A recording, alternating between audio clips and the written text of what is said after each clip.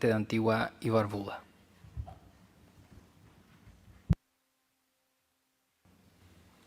Thank you very much, Mr. Chairman.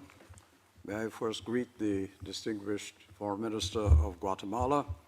It is good to see you here, sir, in the Hall of the Americas, though I regret the circumstances that required your presence. Mr. Chairman, 2 years ago, I served where you are sitting now as the President of this Council.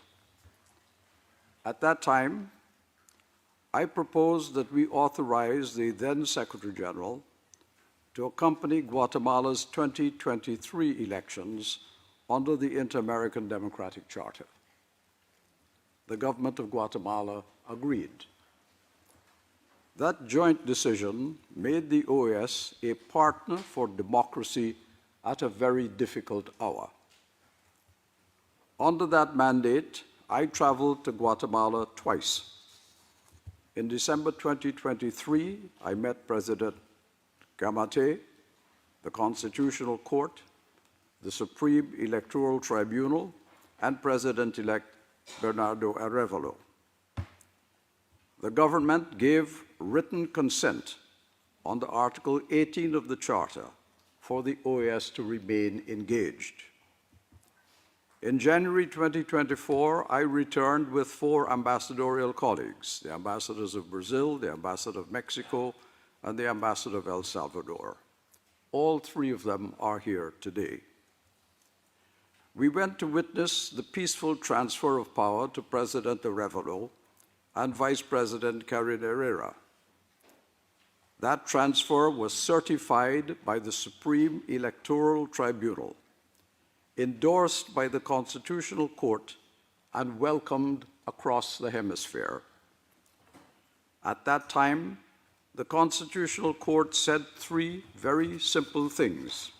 First, once the election results are certified, no authority may suspend a political party or change those results. Second, any official who tries to do so faces civil and criminal liability. Third, there was no constitutional breakdown in Guatemala. Recent events have put those principles to the test. Judge Freddy Orellana and Attorney General Consuelo Porras, as well as others in the public ministry, acted to undo the 2023 result. They declared the governing Semilla movement void. They moved to strip the president, the vice president, and 23 deputies of their legitimacy. They pursued cases against officials, journalists, and indigenous leaders who defended the vote. This is the very excessive judicialization about which we warned in this Council in 2023, when both Porras and Orellana were pursuing the same political purposes disguised as law enforcement. This is law weaponized to reverse the people's will.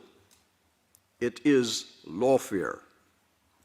Fortunately, we saw the Constitutional Court act to correct this misconduct yesterday, as the Foreign Minister pointed out. Yesterday, the court issued a communique reaffirming its ruling of December 14, 2023. It said that the acts of Judge Orellana threaten democracy, popular sovereignty, and constitutional order.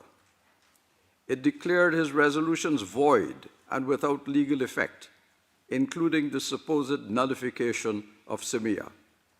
It warned him to stop actions that violate the Constitution. And it repeated that the results of the 2023 elections are unalterable. We welcome this decision. It shows that Guatemala still has judicial guardians who will stand up for the Constitution. But, sir, a ruling is only the start. Now comes the test of full compliance and real protection for those who have been targeted. we ask this Council to join the request made by the Guatemalan government for us to assist to issue a statement that first restates the basic truth that 2023 elections are the only legitimate democratic mandate in Guatemala. Second, the statement should recognize the Constitutional Court's communique as the controlling constitutional guidance. Third, the statement should denounce lawfare clearly and by name, condemning the abuse of prosecutorial and judicial power used to overturn the certified will of the electorate. And fourth, the statement should mandate the Secretary General to deploy a high-level mission under Articles 17 and 18 of the Democratic Charter in consultation with this Council and with the government of Guatemala to do three things. First, verify compliance with the Constitutional Court's ruling. Second, monitor and report any reprisals or renewed lawfare. And third, propose confidence-building steps that strengthen judicial independence and protect the integrity of future electoral processes. Colleagues, in the second half of 2023, this organization stood with Guatemala to secure a peaceful transition. Yesterday, Guatemala's highest court stood again for that same democratic principle. Our job now must be to make sure the court's ruling is respected in practice, not only on paper. This is the choice before us. Either we draw a firm hemispheric line against lawfare, or by failing to condemn it, we invite its imitation elsewhere. We should choose the line drawn by the Guatemalan people at the ballot box and reaffirmed yesterday by the Constitutional Court. There must be no doubt where the OAS stands. We must be seen to stand for democracy, for justice, and for the sovereign will of the Guatemalan people, and against lawfare in any guise.